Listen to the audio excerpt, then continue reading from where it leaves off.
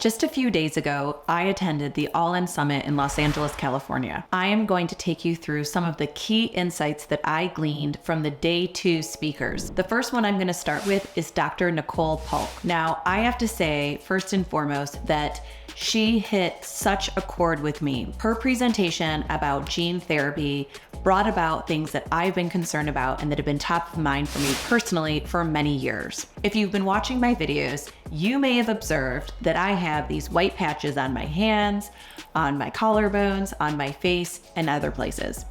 Well, this is actually called vitiligo. Vitiligo is a condition where the melanin in your body is being attacked by your own body. It's an autoimmune condition that there is currently no cure for. So I'm going to take you through why Dr. Paulk's presentation absolutely blew my mind and gave me hope for the future. Let's dive in. Dr. Paulk's discussion began by diving into gene therapy, a field that uses viruses, yes, viruses or sicknesses, to deliver therapeutic genes to treat various illnesses. These illnesses range from blindness to cancer and everything in between. She posed a bold question. Could gene therapy be used to cure cancer and used to create gene therapeutics to cure various illnesses? This concept intrigued me. I was captivated by her accounts of progress and the amount of investment and the number of companies that are currently playing in this space. At one point in her presentation, she showed a slide displaying multiple, potentially hundreds of different logos of companies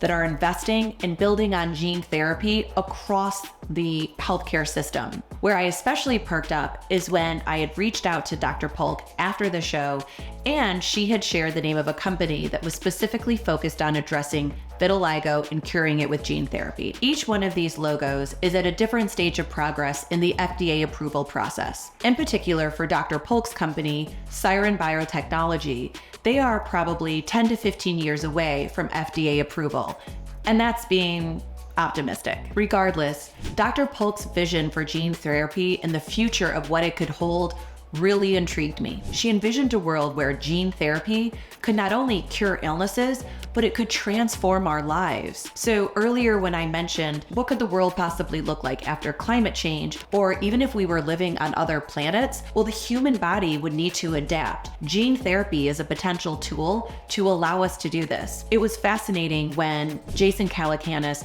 asked the question, and I believe it was half jokingly, oh, would this allow humans to have night vision? Dr. Paulk didn't flinch. She was like, sure, of course it could. And she offered other examples of how gene therapy could potentially allow the human body to not only digest foods or items that we would ordinarily not eat today, but potentially pull nutrients that we would need to exist from those objects. Another example was where as climate change worsens and the sun becomes more intense, could we adjust our skin so that we would be able to continue to be outside and live as humans with a far more intense solar atmosphere? This is what led me to start to really perk up, because when I heard transforming the skin, I immediately thought of my condition. So as someone who has sought treatment for my vitiligo with changes in diet and lifestyle changes, the idea that there may be a possible solution and a possible cure out there gave me a level of hope that I haven't had in a really long time. However, there are regulatory hurdles and a multitude of paperwork, more than I even could imagine. As someone who's dealt with an autoimmune condition for years, Dr. Paulk's presentation fills me with so much hope. However, she was very candid about some of the potential hurdles and the bottlenecks that will prevent us from getting this out there in the market. One example was the essential equipment. Not having access to this could slow down our progress. However, her pioneering work offers the opportunity to transform lives, including mine, by potentially providing a solution to a condition that I've experienced since childhood, and solutions to conditions that millions of other people have also dealt with for a very long time. The prospect of witnessing this type of medical breakthrough in my lifetime is truly inspiring. So thank you to Dr. Paulk for your amazing presentation, and I look forward to seeing all of the genetic therapy to hit the market in the years and decades to come.